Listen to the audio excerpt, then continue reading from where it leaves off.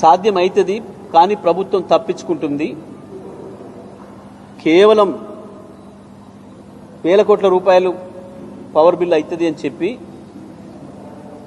Power bill కట్టడం ఇష్టం లేకనే మోసం చేస్తుంది ప్రభుత్వం. వాస్తవానికి కేసీఆర్ గారు దాన్ని కట్టిందే ఇటువంటి కరువు కాలం కొరకు. ప్రత్యేకించి కన్నెపల్లి కావచ్చు, సుందిల్ల అన్నారం కావచ్చు, వాటిని నిర్మాణం చేసిందే పైనుంచి గోదావరి రానప్పుడు, ఎస్ఆర్ఎస్పి పైనుంచి వెళ్ళి వరద రానప్పుడు ఇవి ఉపయోగపడుతుంది ఇది ఆపత్కాలంలో అని చెప్పి ప్రాణహిత మీద తీసుకొచ్చి కట్టిందే ఈ కాలం కొరకు. ఇప్పటికే 150 టీఎంసీల నీళ్ళని మీరు పోగొట్టినరు.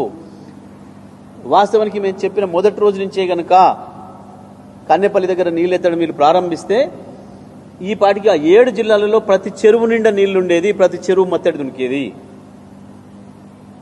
150 టీఎంసీల నీళ్ళంటే ఇప్పుడు దాని కింద మనం కట్టుకున్న మొత్తం కొత్త ప్రాజెక్టులు, పాత ప్రాజెక్టులు, Baswapur, Gandhamalla, Kondapochamma, Mallanna Sagar, Ranganayak Sagar, Annapurna Sagar, lower Maner dam, upper Maner dam, దాంతోపాటు మొత్తం వరంగల్ జిల్లాలో ఉన్న మైలవరం, బయ్యన్నవాగు ప్రాజెక్టులతో పాటు ఎల్లంపల్లితో సహా మొత్తం చిన్న ప్రాజెక్టులు, పెద్ద ప్రాజెక్టులు, చెరువులు, ప్రతి ఊరు చెరువు, మా రావి చెరువుతో సహా ప్రతిది కూడా ఇవాళ అలుగులు పోస్తుండే. అన్ని నీళ్లు పోయినాయి గోదావరిలో, అన్ని నీళ్లు పోయినాయి. ఇంకా అవసరం అనుకుంటే ఎన్నో కొన్ని ఇవ్వాలి. ఆపత్కాలంలో వాళ్ళు రక్షించాలనుకుంటే నిజాం సాగర్, ఎస్ఆర్ఎస్పి ప్రాజెక్టులకు కూడా అక్కడి కూడా 5-10 టీఎంసీలు నీళ్లు నింపుకునే అవకాశం ఉండే. ఇప్పటి సరే రేపు కాలం అయి పైనుంచి వస్తాయేమో, వేస్ట్ అవుతాయి అనుకుంటే మినిమం నీళ్ళన్న ఇక్కడ ఒక 5 టీఎంసీలు, అక్కడ 5 టీఎంసీలన్న పోసుకొని నింపుకునే అవకాశం ఉండే.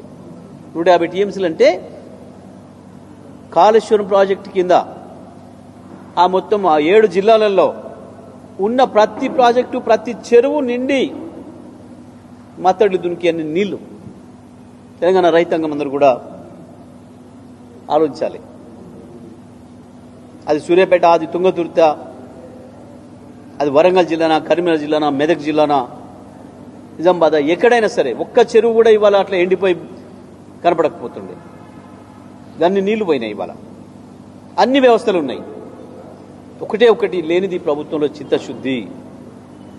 తెలంగాణ రైతాంగం పట్ల ప్రేమ లేదు ఈ ప్రభుత్వానికి, సోయి లేదు ఈ ప్రభుత్వానికి. కేవలం ఒక కరెంటు బిల్లుకు భయపడి నీళ్ళు ఇస్తలేదు. ఇది వాస్తవం.